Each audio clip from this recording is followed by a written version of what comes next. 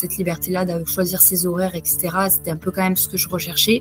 Personnellement, moi, je suis tombée vraiment sur une formatrice sur Lucie qui était merveilleuse et qui répondait toujours présente. Donc franchement, c'était vraiment trop chouette. Ça se passe hyper bien. Je suis payée en temps et en heure. Je suis payée à ma juste valeur. Du coup, là, c'est un petit moyen contrat, je l'appelle comme ça. Il tourne autour de 400 et 550 €.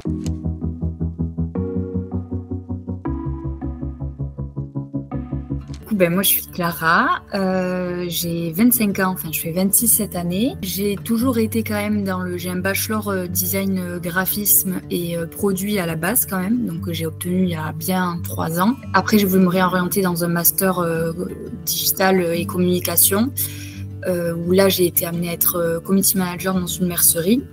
Donc j'ai fait ça pendant 1 an. Le master, je l'ai arrêté parce qu'il me plaisait pas du tout. C'était pas du tout de la com, mais par contre mon alternance, c'était vraiment de la pure com. Donc c'est là où justement j'ai commencé à découvrir vraiment purement le métier de la communication et du community management et tout le reste.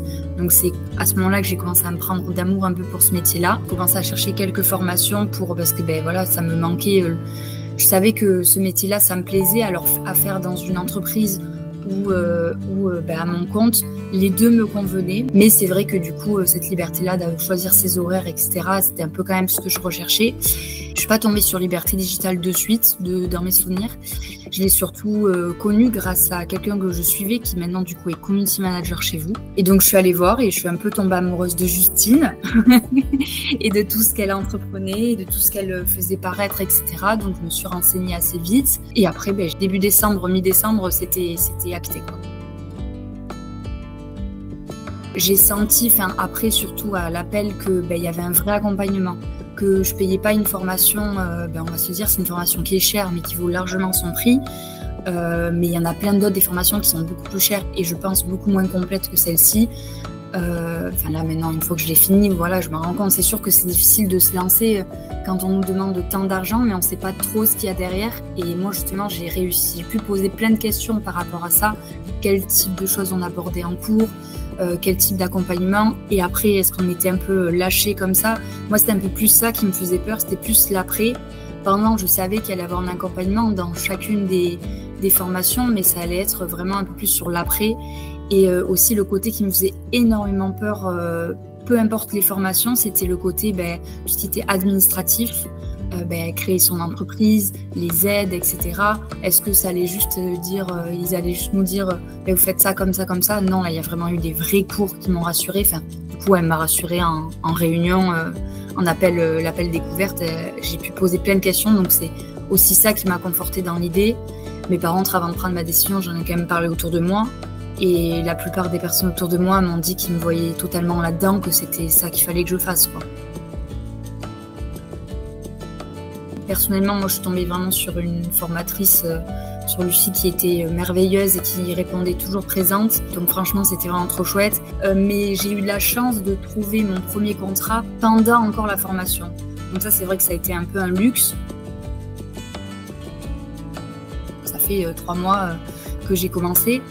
Mais du coup, là, j'ai commencé à poster pour eux début avril. Là, du coup, on est en juin, donc ça fait déjà plus de 2 mois. Ça se passe hyper bien. Je suis payée en temps et en heure. Je suis payée à ma juste valeur. Chaque fois, dès qu'il a un problème, il me demande. Moi, vu que je programme assez à l'avance, il me fait toujours des retours. Donc, ça se passe hyper bien avec ce client-là. J'espère que ça se passera comme ça avec tous mes prochains clients. Mais franchement, ça se passe hyper bien. Du coup, là, c'est un petit moyen contrat, je l'appelle comme ça. Il tourne autour de 400 et 550 €. Ça dépend le nombre d'heures que je vais pour prendre du contenu, c'est juste ça. Là où ça a beaucoup changé, c'est surtout en plus les années d'avant, l'année dernière surtout, je bossais 6 jours sur 7. Mes jours de repos, c'était en pleine semaine, donc j'ai loupé plein d'anniversaires, j'ai loupé plein d'événements cool par rapport à mon entourage. Et là, par exemple, il y a 1 mois, ma mère et ma sœur m'ont dit on part à Rome un week-end, mais quand est-ce que ma sœur était libre? Ma mère ne m'a même pas demandé à moi quand est-ce que j'étais libre, elle sait que je serai libre. Donc ça, c'est sûr que voilà, même si moi je pars pas vivre à l'étranger, etc., rien que pour les voyages ou pour les événements je sais que je suis là, quoi, que potentiellement, le seul truc qui m'arrêtera, c'est que j'en ai 2 des événements, mais que ce sera pas le travail, que j'ai pas de congé à poser. Alors ça, je sais que dès que j'en vivrai, ça sera une aubaine, quoi. Et donc là, forcément, j'ai encore plus de temps pour moi, mais je le mets à bon escient pour mon boulot. Mais ça, c'est vrai que c'est vraiment chouette, ça. À partir du moment où je pense qu'on se pense capable, c'est qu'on l'est, déjà. Donc moi, je me pensais capable, mais j'avais très peur. Mais il y en a plein qui sautent en parachute, mais il y a le parachute qui les retient. Donc franchement, c'est vrai que c'est un saut dans le vide. Par contre, pour être honnête, je pense que ce métier-là ne va pas à tout le monde. Au-delà de l'organisation, parce que moi je suis une meuf quand même relativement organisée, mais que pour le boulot, surtout pour le boulot. Il faut sauter, mais par contre il faut quand même être relativement sûr de soi, en parler autour de soi, parce que c'est quand même, je pense, c'est comme chaque métier, il y a un tempérament à avoir. Et bien il y a des personnes qui sont pas faites pour ce métier-là, ça je le penserai toujours, je suis honnête, mais pas parce qu'elles en sont pas capables, parce qu'il n'y a pas la fibre artistique, ou la fibre commerciale, parce qu'en fait ce métier c'est vraiment un peu de tout, et du coup il faut être pas expert partout, mais au minimum un peu bon partout, et après à force d'avoir des clients grâce à ces formations ou d'autres formations en complément, là on s'élève et là il n'y a plus aucun problème.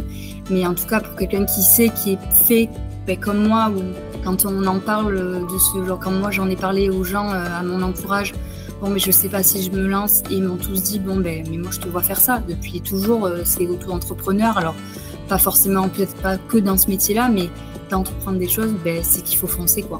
Et puis après de toute manière, même si t'as fait ça et que ça fonctionne pas, t'auras entre guillemets rien perdu, t'auras acquis de l'expérience, tu sauras comment monter une entreprise, ce sera peut-être quelque chose d'autre, plus du coaching, ou voilà, on trouve toujours un moyen de s'en sortir, donc moi je dis de foncer, mais quand même pas la tête baissée, il faut quand même réfléchir, mais c'est un investissement sur soi-même par contre. Il faut pas attendre que ça tombe du ciel,